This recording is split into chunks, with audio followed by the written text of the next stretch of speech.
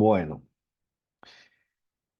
eh, entonces, a ver, primero que nada, riesgo estratégico, ¿no? Riesgo es la posibilidad de que nos pase algo que afecte nuestros objetivos. Riesgo estratégico, por lo tanto, será la posibilidad de que ocurra un evento que nos genere pérdidas, que nos genere daño, que nos genere un impacto adverso por una falla en la estrategia o por una inadecuada estrategia o por una falla en el diseño o inadecuado diseño o una falla en la comunicación de la estrategia. Porque la estrategia puede estar bien diseñada, puede estar bien pensada, pero si no se comunicó bien, eh, las cosas no van a salir bien y no vamos a alcanzar los objetivos. Y la otra es la ejecución. Puede que se haya pensado bien, diseñado bien, planificado bien, comunicado bien, pero a la hora de la hora la ejecución no funcionó, ¿no? La ejecución no funcionó por razones propias, porque hicimos las cosas de una manera equivocada, o porque hicimos las cosas de una manera eh, eh, tal como se había planificado, pero surgieron cambios en el entorno, sobre todo en el entorno externo, competidores, nuevos productos, eventos disruptivos, situaciones que no nos permitieron una ejecución conforme hubiésemos querido. Bien, entonces, normalmente la estrategia se responde a dos preguntas. ¿Qué queremos y cómo lo vamos a conseguir? Eso es, ¿no? Por ejemplo, si tenemos un equipo de fútbol, nuestra estrategia, nuestro qué queremos conseguir puede ser, por ejemplo, para el equipo argentino, ¿no? Pudo haber sido en la Copa del Mundo campeonar, ¿no? Ser campeones del mundo. Entonces, ese es el objetivo, ¿ok? Bueno, para otros equipos no. O sea, para otros equipos de repente puede haber sido eh, pasar a la segunda ronda, ¿no? Ese era el objetivo. Para otros equipos, llegar al grupo de los cuatro primeros, ¿no? De los cuatro mejores equipos del mundial. Entonces, ese puede ser. Entonces, digamos, así como cada equipo tiene un objetivo específico, cada organización tiene objetivos específicos, ¿no? Entonces, este equipo de fútbol que quiere ser campeón, tiene que preguntarse cómo lo vamos a conseguir, ¿no? Porque las cosas no son sencillas. Entonces, tiene que haber un buen entrenamiento, tiene que haber un buen estado físico, tiene que haber una buena unión de grupo, tiene que haber mucho entrenamiento, lo que se llaman jugadas tácticas, ¿no? Jugadas preparadas, jugadas entrenadas, eh, y una estrategia, ¿no? De cómo va a funcionar el equipo y qué pasa si ocurre esto, cómo hacemos con lo otro. Entonces, todo eso es parte de la estrategia. Entonces, la estrategia tiene que ver más con el cómo, ¿ok? Muy bien.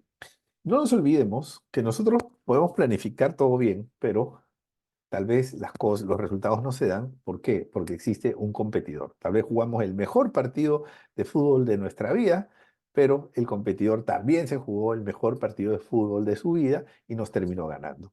Entonces, en todas las actividades siempre hay un rival, un competidor en el mundo de los negocios, ¿no? O sea, en el fútbol tienes el Barcelona con el Real Madrid, en las bebidas gaseosas tienes Coca-Cola con Pepsi-Cola, o en los autos Toyota con Nissan, eh, en el entretenimiento Disney con Universal, o sea, son los competidores. Entonces, en el mundo de los negocios, sobre todo en las entidades financieras, siempre tendrás un competidor que es el que más compite contigo, ¿no? O sea, que de repente estás más pendiente de lo que pasa con ese competidor porque tiene características que pueden afectar más tu negocio que otros, digamos, tipos de competidores. ¿Ok? Bien. Y no nos olvidemos que aquí es bien importante las ventajas competitivas. O sea, las ventajas competitivas son las características que hacen que una organización destaque y que por lo tanto sea preferida por los clientes o por los proveedores o por quien sea, ¿no? Sobre todo por los clientes, ¿no? A veces por los colaboradores también. Entonces esas son las ventajas competitivas. Son atributos que son desarrollados por la organización y que aumentan la probabilidad de alcanzar los objetivos, ¿no? O sea, la pregunta muy sencilla es ¿por qué las personas compran en un establecimiento? o por qué compran un determinado servicio. ¿Cuáles son las ventajas competitivas? Puede ser que se ahorran tiempo, puede ser que tienen una buena experiencia, puede ser que el precio les resulta conveniente respecto a otras opciones, puede ser que la tecnología les resulte eh, eh, muy adecuada, o puede que algunos compran por estatus, ¿no? O sea, algunas personas compran determinadas marcas de relojes por estatus, ¿no? O determinadas marcas de vehículos por estatus, ¿no? O sea, el que se compra un Ferrari básicamente se compra por estatus, no se compra porque va a aprovechar la máxima velocidad del Ferrari en las pistas nuestras, ¿no? O sea, realmente, como hay un límite de velocidad, no es esa la razón. Entonces, el que se compra un Ferrari, se compra el Ferrari porque quiere estatus, ¿no? Entonces, y hay marcas que tienen su ventaja competitiva en el estatus. O sea, esas marcas o esos productos lo compran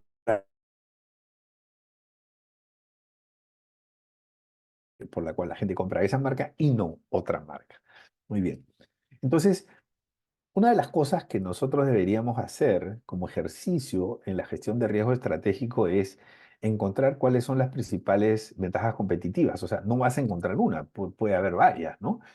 En el caso de una entidad financiera, puede ser que la ventaja competitiva sea eh, que hay muchas agencias, una tasa pasiva digamos, más alta que el promedio, una tasa de préstamos más baja que el promedio, la aplicación tecnológica que tiene esa entidad financiera funciona mejor o funciona muy bien para la persona, o de repente la persona se acostumbró, o esa entidad tiene muchas sucursales, tiene canales que funcionan muy bien, o la atención que recibe por los diferentes canales es una atención excepcional. Entonces, diversas razones, ¿no?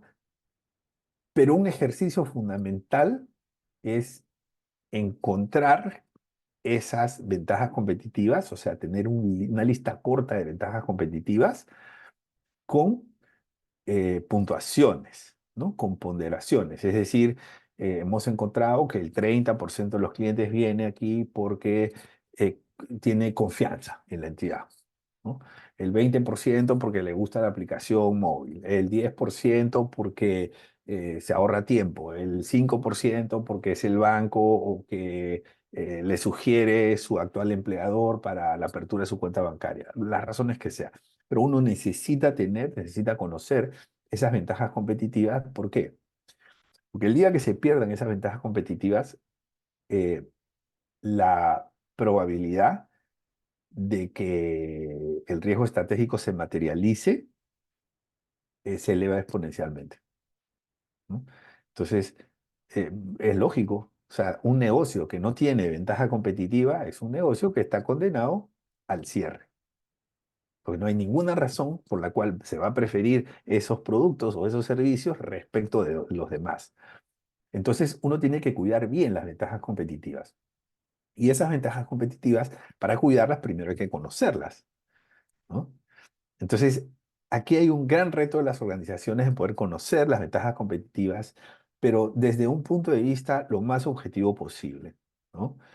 ¿Por qué? Porque cuando yo le echo la pregunta a muchas personas, me dicen, ah, bueno, es que nosotros somos los mejores en esto, somos los mejores en otro. Espera, yo sé que tú te sientes el mejor, pero ¿no sería más adecuado y más conveniente que lo diga otro? O sea, que lo digan los clientes. Eso es mejor, ¿no?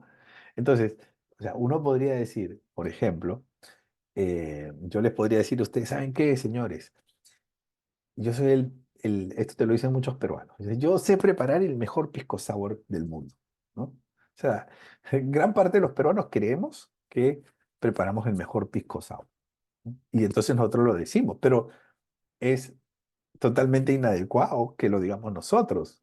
Quien debería decirlo es el que toma el licor o el cóctel. Él debería decir, bueno, este es el mejor que he probado en mi vida, ¿no? Entonces, lo mismo pasa en las organizaciones. O sea, creemos que tenemos la mejor tecnología, que tenemos el mejor equipo, nos sentimos así. ¿no? Pero tenemos que introducir esto a un proceso de evaluación en lo más objetivo posible. ¿Ok? No tiene que ser necesariamente externo, puede ser interno, ¿no? Podemos hacerlo nosotros mismos, pero con el chip de la objetividad. ¿Por qué? Porque queremos conocer lo que tenemos que cuidar. Bien, en gestión de riesgos, ya les hablé un poquito de estrategia, vamos a hablar un poquito de riesgos. En gestión de riesgos hay cuatro elementos importantes, ¿no? Que participan en algo que yo denomino el ciclo del riesgo. Entonces, esos cuatro elementos importantes son, primero, si el riesgo se materializa, va a haber consecuencias, ¿no? Entonces tenemos las consecuencias, o algunos le llaman el impacto, ¿no? Los daños, las pérdidas, ¿no? Las pérdidas. Muy bien. Eso en primer lugar. En segundo lugar, tenemos las causas, ¿no? O sea, si el riesgo se materializa es por alguna razón, puede ser interna o externa, pero tiene que haber alguna razón. Y existen un componente del riesgo que se denominan vulnerabilidades, que por sí solos o por sí solas las vulnerabilidades no materializan el riesgo, pero sí aumentan la probabilidad de que el riesgo se materialice o también aumentan el impacto cuando el riesgo se materializa, ¿no? Entonces, esas son las vulnerabilidades. O sea, son realmente potenciadores del riesgo. No te van a causar el riesgo, ¿no? Son potenciadores del riesgo. Una vulnerabilidad puede ser ausencia de controles, por ejemplo, esa es una vulnerabilidad, ¿no? Una vulnerabilidad puede ser tener un equipo de personas que no tiene muy buenas competencias para las funciones que desarrollan, ¿no? O sea, no significa que el riesgo se va a materializar, pero sí significa que aumentan las probabilidades de que eso suceda. Bueno, entonces, esas son las cuatro variables. El riesgo en sí, ¿no? Que es un evento potencial, que es algo que puede ocurrir y me puede generar pérdidas, que tiene unas causas, que es la que lleva a que el riesgo se materialice, y en donde muchas veces hay vulnerabilidades, que son factores internos o externos que hacen que las pérdidas puedan ser mayores o más probables.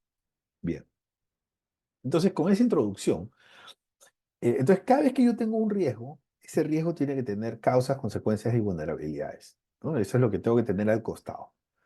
O sea, si ustedes son directores de riesgos y viene un analista de riesgos y le dice, bueno, aquí tenemos el riesgo de incendio. Ah, bueno, ¿cuáles son las consecuencias? Ah, las consecuencias son que se puede perder información, que se puede perder documentación, daños a los activos, pérdida de vidas humanas, una serie de elementos de las consecuencias.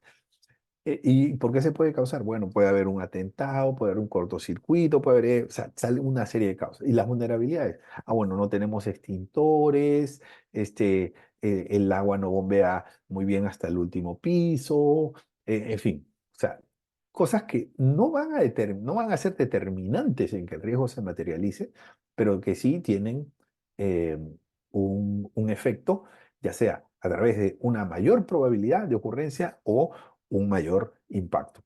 Muy bien.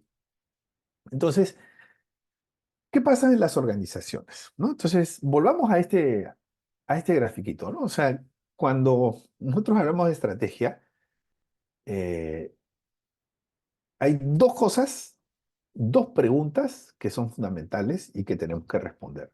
¿Qué queremos y cómo lo vamos a conseguir? El qué y el cómo. Entonces, ahora volvemos al qué. ¿Qué es lo que queremos conseguir? Y esos objetivos, yo les ponía el ejemplo de un equipo de fútbol que su objetivo podía ser campeonar, ¿no? Pero no necesariamente, ¿no? O sea, cuando Panamá fue al Mundial de Fútbol, en Rusia, por ejemplo, ¿no? Entonces mis amigos panameños me decían, brother, mira, no me importa cómo le va a ir a Panamá, o sea, solamente queremos que Panamá haga un gol, ¿no? Ese era el objetivo. O sea, queremos un gol del Mundial, nada más, eso es todo, ¿no? O sea, el objetivo no era que el equipo campeone o que pase a la siguiente ronda, ni siquiera que gane un partido, o sea, que hagan un gol, ese era el objetivo, ¿no? Entonces, la organización tiene sus objetivos.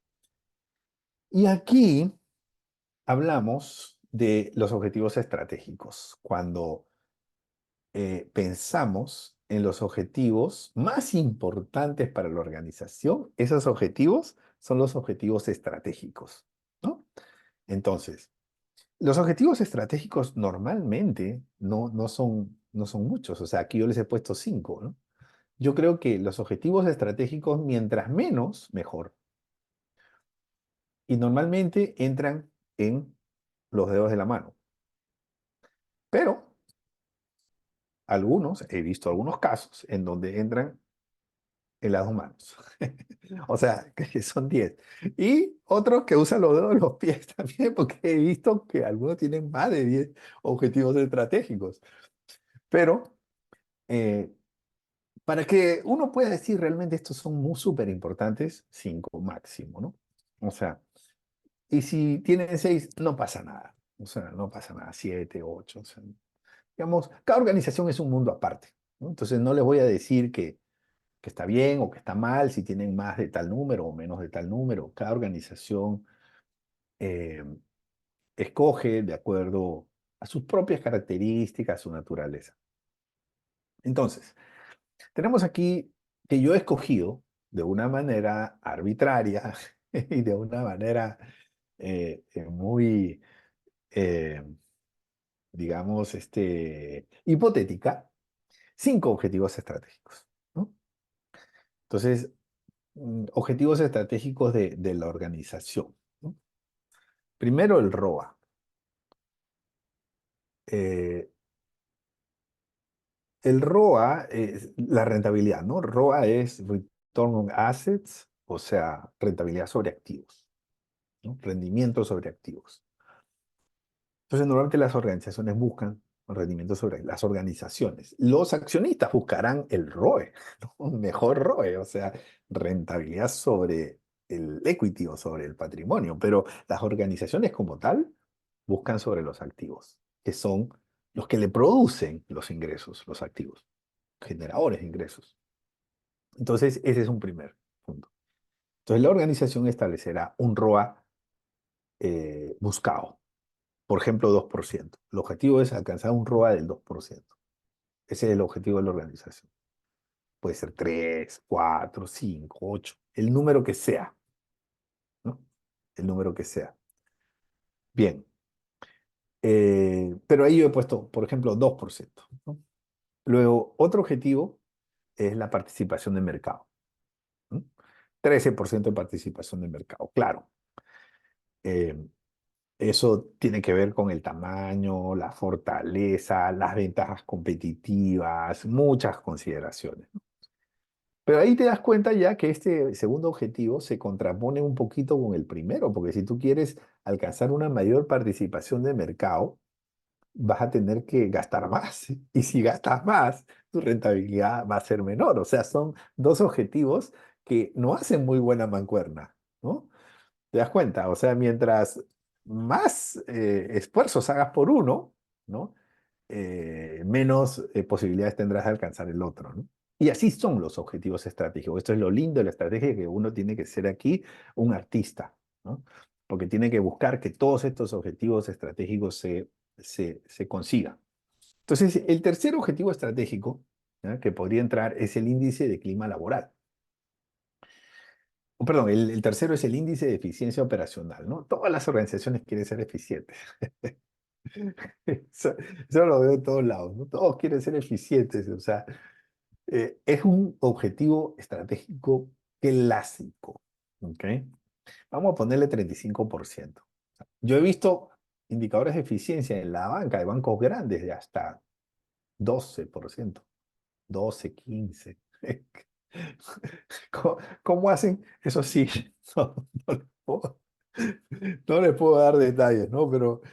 Pero he llegado a ver indicadores de eficiencia de 12 y he visto gente sufriendo con 90% de eficiencia, ¿no? O sea, esforzándose, tratando de bajar y no pueden bajarlo, ¿no? O sea, entonces, eh, hay muchas cosas ahí que están detrás. Esto es todo un arte, ¿no? Y el cuarto objetivo estratégico en esta organización hipotética es el índice de clima laboral, ¿no? Si hay algo que yo he aprendido en el mundo de los negocios, ¿no? Es que en las organizaciones hay una correlación muy directa, muy directa entre el clima laboral y los resultados, ¿no? Entonces, mientras mejor esté el clima laboral, es más probable que encuentres buenos resultados. Y mientras más, digamos, mientras mejores sean los resultados, más probable es que encuentres buen clima laboral. No es una regla perfecta, pero funciona con mucha correlación directa, ¿no? Y al revés también, ¿no? Cuando los resultados no son buenos, el clima laboral se afecta y eso se nota. O sea, yo he tenido la oportunidad de visitar a muchas organizaciones y yo me doy cuenta, ¿no? O sea, digamos que no sé si es un don o una habilidad que he desarrollado, pero es esa posibilidad de poder percibirlo, cómo está la organización en cuanto a su clima laboral, simplemente con una, digamos, con una visita, ¿no? Física. Bien, y el quinto punto es la calificación de riesgo, ¿no? O sea, la calificación de riesgo. Entonces, todas las organizaciones quieren tener la mejor calificación de riesgo porque al tener la mejor calificación de riesgo, esto puede tener un impacto positivo en otros objetivos estratégicos también, ¿no? Eh, y además ayuda para el crecimiento del negocio, en fin. ¿Ok? Estos son algunos ejemplos. ¿Ya? Y digamos que aquí la calificación de riesgo que la organización busca es una calificación A, el índice de clima laboral 50%, o sea, 50% mínimo, ¿no? Tiene que votar a través de un sondeo interno por un, digamos, digamos, un índice satisfactorio o muy satisfactorio, ¿no? Bien, entonces estos son ejemplos, ¿no? Estos son ejemplos de objetivos estratégicos. Por lo tanto, aquí tengo, ¿cuántos indicadores? Aquí tengo 5 indicadores. ¿Esos 5 indicadores son indicadores de riesgo? No, no son indicadores de riesgo. Esos son indicadores de los objetivos estratégicos, por lo tanto, son indicadores de desempeño. Son indicadores de desempeño. ¿Ok? Muy bien. Entonces, si son indicadores de desempeño, se llaman KPI, Key Performance Indicator. ¿Ok? Se llaman KPIs. ¿Ok? Bueno, entonces lo que aquí tenemos que hacer, indudablemente, es establecer umbrales, ¿no? Recuerden que ese 2% para el ROA me da un resultado que yo voy a denominar de color verde, ¿no? Puede estar de color verde cuando el ROA es mayor que el 2%. Y si es menos del 2%, bueno, depende. Entre 1,5 y 2 es un color amarillo, ¿no? Que significa no estoy cumpliendo los resultados, pero tampoco es tan grave, ¿no? 1,5, bueno, ya estoy más lejos de los resultados que yo espero. Y un color rojo es que estoy muy lejos, ¿no? Por ejemplo, menos de 1% de ROA. Entonces, uno va monitoreando estos 5 indicadores según los colores, ¿ok? Y para cada uno de ellos se establecen umbrales. Bueno, estos umbrales obviamente los propone, ¿no? Esto los propone el área de riesgos, o los propone, perdón, el área que gestiona la estrategia, primera línea de defensa, y la junta directiva o el consejo de administración aprueba estos umbrales. ¿Ok? Muy bien. Entonces, porque estos son KPIs. ¿Ya? Los KRI sí son propuestos por las áreas de riesgo. Entonces, aquí la pregunta es cómo pasamos de estos KPIs a KRI, ¿no? Porque ustedes me dirán, Ernesto, pero esta presentación tú nos dijiste que iba a ser sobre KRIs y hasta ahora solamente nos estás hablando de KPIs, ¿no? Por favor. Entonces, espera, vamos a tener paciencia, vamos paso a paso. Entonces, aquí estamos en los KPIs y lo que tenemos que hacer es pasar de los KPIs a los KRIs. ¿Cómo hacemos eso? Bueno, entonces le voy a compartir mi metodología. Esta es una metodología propia que se las comparto y ojalá la puedan implementar o usar, digamos, parcialmente si les parece conveniente, ¿no? Y por supuesto que si tienen alguna consulta o alguna duda, estamos a la orden, porque cada vez que me hacen una consulta, yo aprendo y me encanta aprender. Bien, entonces, para pasar del KPI al KRI, tenemos que hacernos una gran pregunta, ¿no? Que se la podemos hacer a los dueños de los procesos, a los megadueños de los procesos, ¿no? Y a veces a los dueños de los procesos, es decir, hablando en cristiano, a veces a los vicepresidentes o a veces a los gerentes. Pero la pregunta es muy sencilla. ¿Cuáles son las amenazas que pueden afectar el logro de los objetivos estratégicos? Es decir, ¿cuáles son las amenazas que pueden afectar la rentabilidad, la participación de mercado, el clima laboral, la calificación de riesgo? Entonces, cuando nos hacemos esas preguntas, empiezan a salir los riesgos. Y los riesgos o sus componentes. Recuerda que los riesgos tienen causas, consecuencias, vulnerabilidades. Entonces salen y entonces, como ya yo manejo digamos, el concepto de ciclo de riesgo y sé que un riesgo tiene esos tres elementos adicionales, causas, consecuencias, vulnerabilidades, entonces todo esto lo puedo convertir, ¿no? Entonces todo esto lo puedo convertir a una pequeña matriz en donde tengo los riesgos y tengo las características. Y estos y estos me conforman los KRIs y yo puedo hacerle seguimiento a estos KRIs. Entonces, ¿cómo convierto? Repito, ¿cómo convierto estos KPIs en KRIs? Los KPIs son los indicadores de objetivos estratégicos. Entonces, pero si quiero indicadores de riesgos, ya no son esos, son otros. ¿Cuáles son? ¿Cuáles son las amenazas que pueden afectar el logro de estos objetivos? Ah, bueno, esas amenazas van a otro tablero de indicadores, ¿sí? Y en ese tablero de indicadores tenemos los KRIs. Muy bien. Entonces, vamos a tomar el mismo ejemplo para ver de qué manera podemos construir estos indicadores en este hipotético caso de una entidad que tiene estos 5 elementos de, eh, digamos, estos 5 objetivos estratégicos, ¿no? Bueno, entonces aquí, si se dan cuenta, tenemos 4 columnas. En esas 4 columnas, ¿qué cosa va a ir? Riesgo, causa, consecuencias, vulnerabilidad. Ya está, ¿no? Por ejemplo, el riesgo. El riesgo, ¿el riesgo qué cosa es?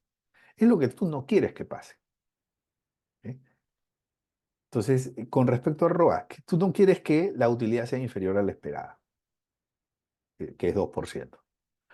La participación de mercado, que tú no quieres que las ventas sean inferiores a las esperadas, porque aquí estamos pensando que esta participación, hay varios tipos de medir la participación de mercado, pero supongamos que esto es en función a ingresos, en función a ventas, ¿no?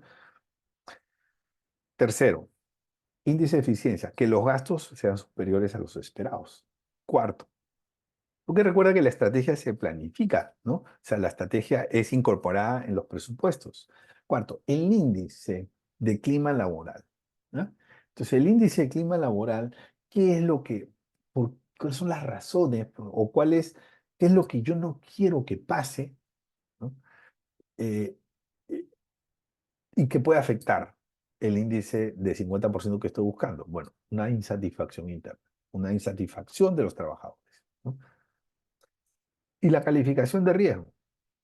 ¿Cuál es digamos, el principal elemento que puede afectar? Bueno, entonces yo leo los reportes de las calificadoras y encuentro, supongamos que encuentro que la calificadora me está permanentemente recordando que el nivel patrimonial es inferior al esperado. O sea que la organización está baja de patrimonio. ¿Sí? Bueno, entonces vamos a analizar caso por caso. En el primer caso, ¿qué tenemos? Las causas, ¿no? De que la utilidad sea más baja. Bueno, la cartera se deterioró, las vulnerabilidades. O sea, la vulnerabilidad es porque eso te hizo daño, ¿no? Por ejemplo, teníamos una alta concentración en banca de personas, que normalmente son, digamos, los segmentos en riesgo crediticio que más se deterioran, digamos, tienen más volatilidad en el deterioro que los créditos empresariales y corporativos. ¿Ok? Entonces teníamos una alta concentración en banca de personas. Obviamente, si hay un deterioro general, entonces esto nos va a golpear un poco más. Esa es una vulnerabilidad. Una consecuencia nos reduce la solvencia, ¿no? Porque obviamente si tu cartera se deteriora, tienes que hacer más provisiones y más provisiones son menos resultados y menos resultados es menos solvencia respecto de la que estábamos planificando. Entonces tenemos esto, esta línea completa y hacemos lo mismo para los otros casos, ¿no? O sea, por ejemplo, participación de mercado, riesgo, ventas inferiores a las esperadas. Causas, reducción de la ventaja competitiva. Perdemos ventaja competitiva, ¿no? O sea, aquí no estamos en el por qué, ¿no? Pero, digamos, ya tendríamos que hacer un análisis, pero perdimos ventaja competitiva. Por eso yo les decía, si no conocemos la ventaja competitiva, va a ser muy difícil poder gestionar el riesgo estratégico. Entonces, Eh, si nuestra ventaja competitiva es precio, bueno, pues estamos vendiendo menos porque vino otro que se puso un precio más bajo. Normalmente esa ventaja competitiva no es muy sostenible, no es muy buena, ¿no? O sea, si alguien tiene una ventaja competitiva por precio, se tiene que preocupar. Ahora, si la ventaja competitiva es, por ejemplo, por tecnología, de repente vino otro competidor con una mejor tecnología y me dificultó el crecimiento, ¿no? Vulnerabilidades, la intensa competencia. Hay mercados que son súper competitivos, ¿no? Que se pelean a los clientes, ¿no? Eh, y hay mercados que no son tan competitivos. ¿Ok? Las consecuencias. Las consecuencias, pues obviamente, si se pierde participación de mercado, ¿no? O sea, va a haber, digamos, una pérdida de clientes o incluso se puede también eh, extender pérdidas financieras.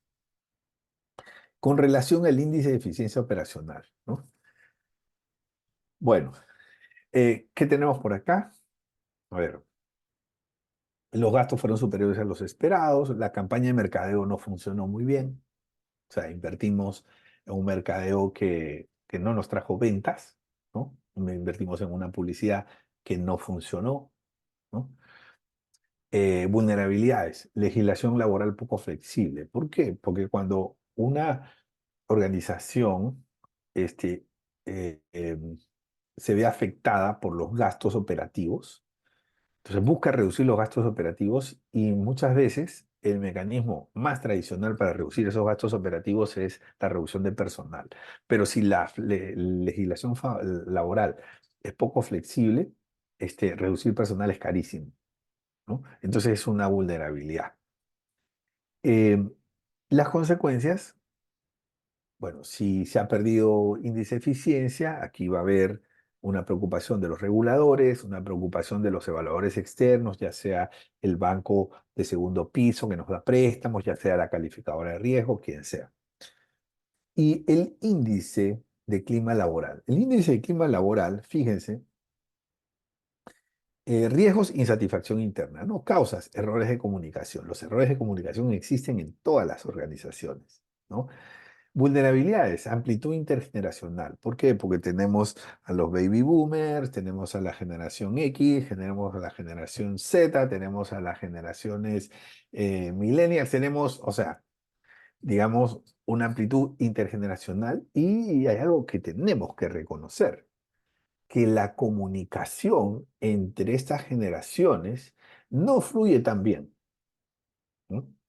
Digo, no es que no se pueda, pero hay una dificultad. Y esa dificultad forma parte de la vulnerabilidad. Hay organizaciones en donde eso no es inconveniente, pero normalmente si hay por lo menos 3, 4 generaciones dispersas, eso termina afectando la comunicación interna en la organización. ¿Ok? Consecuencias, fallas en el producto o en el servicio final, ¿no? ¿Por qué? Porque no hubo una buena comunicación o porque las personas no tienen la camiseta bien puesta o las razones que sean.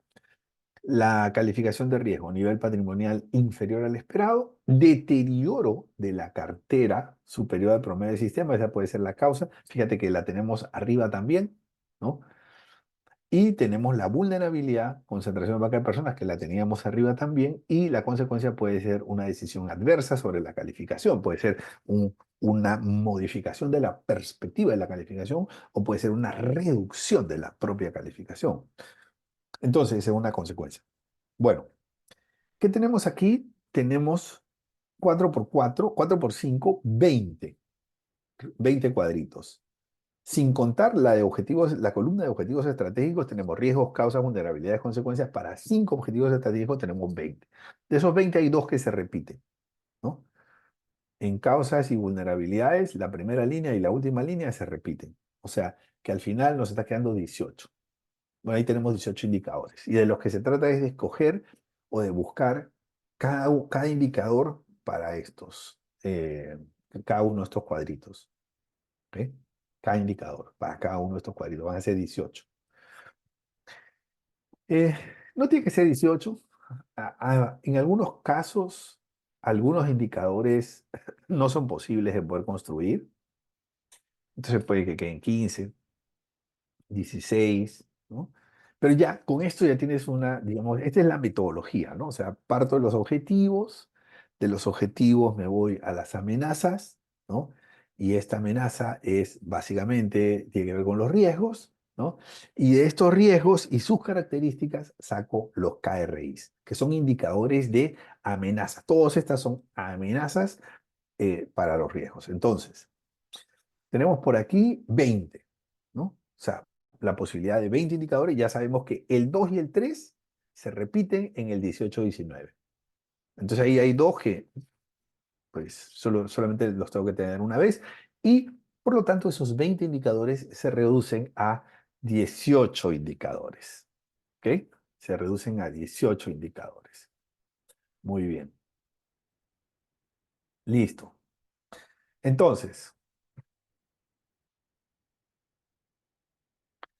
con respecto, con respecto a el primero, ¿cómo construye un indicador? Porque ahora nos toca ver los ejemplos. ¿Cómo construye un indicador respecto de la utilidad inferior a la esperada? Bueno, tenemos el ROA esperado, que está, digamos, el presupuesto, ¿no? Menos el ROA real dividido entre el ROA. ¿Qué tanto representa? Si hay, digamos, si esto es menos de 0%, si es negativo, por ejemplo, entonces quiere decir que estoy súper bien porque estoy superando al indicador esperado. Estoy mejor que en 2%. Si es negativo, color verde. Entre 0 y 20, estos umbrales los pone la junta directiva y los propone el área de riesgos. Entre 0 y 20 hay una pequeña desviación. Entonces le damos color amarillo. Si la desviación es entre 20 y 40%, le damos color naranja. Si la desviación es más del 40%, le damos color rojo, ¿no? Entonces, más o menos es como esto debería funcionar. El segundo, ¿no? Tenemos, fíjate, la misma tabla de umbrales, ¿no? 0, 0, 20, 20, 40, más de 40.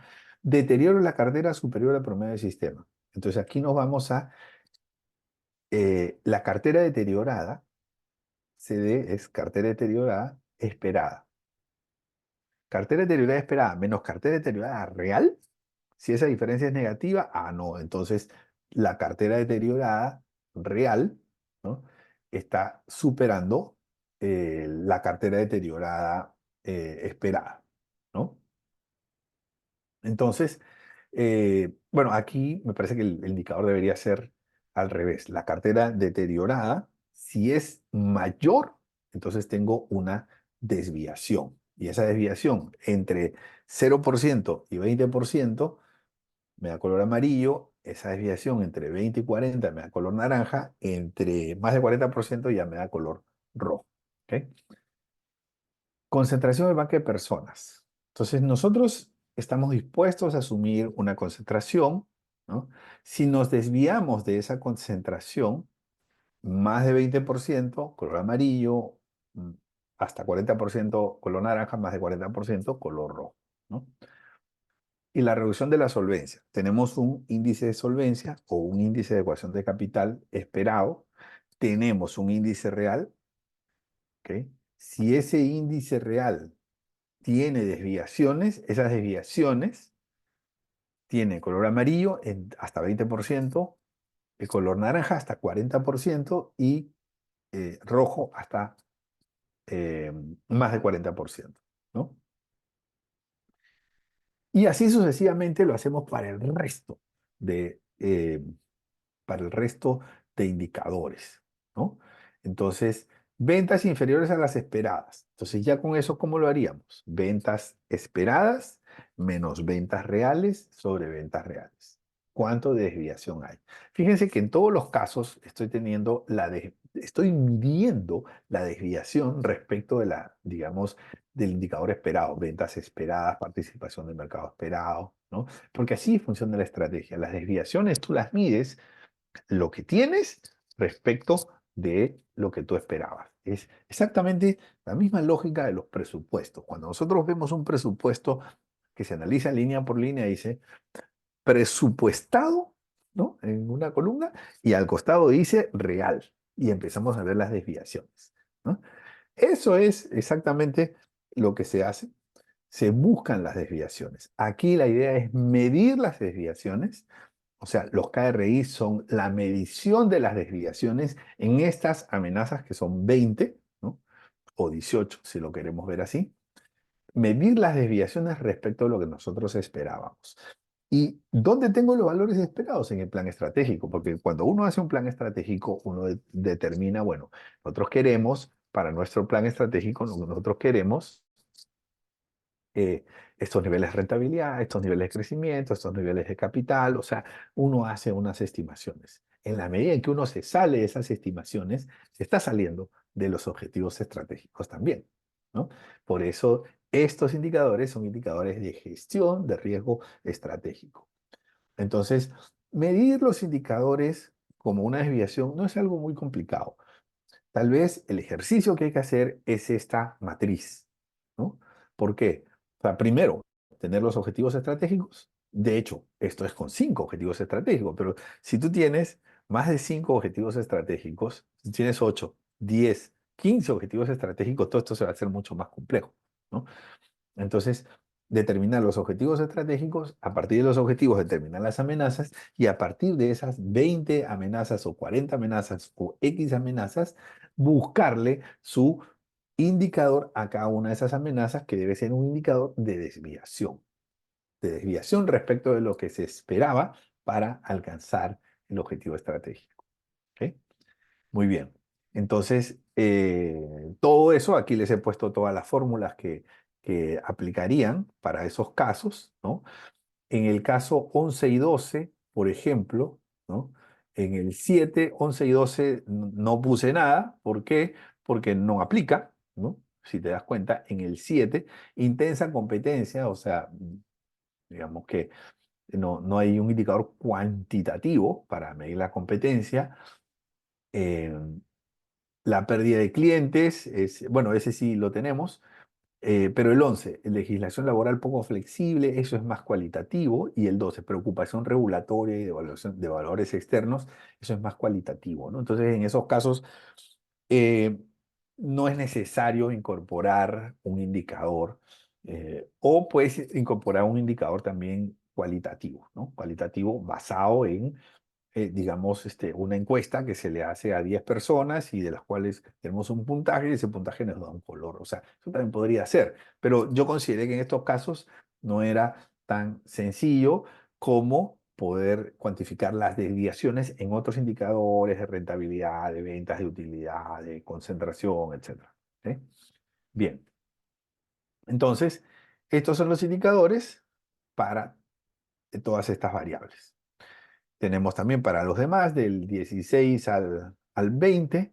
El 15, por ejemplo, el 15 no lo saqué, que es la amplitud intergeneracional. Eso también es muy difícil de poder expresar en un indicador, pero si alguien desea o lo considera muy importante, lo puede poner a través de un sondeo que genere una puntuación, y en esas puntuaciones se establecen rangos, escalas y por lo tanto colores, ¿no? Color verde, amarillo, en naranja y rojo, si los consideran importantes. Yo en este caso lo dejé por fuera, pero bueno, como les decía, cada organización es una historia diferente.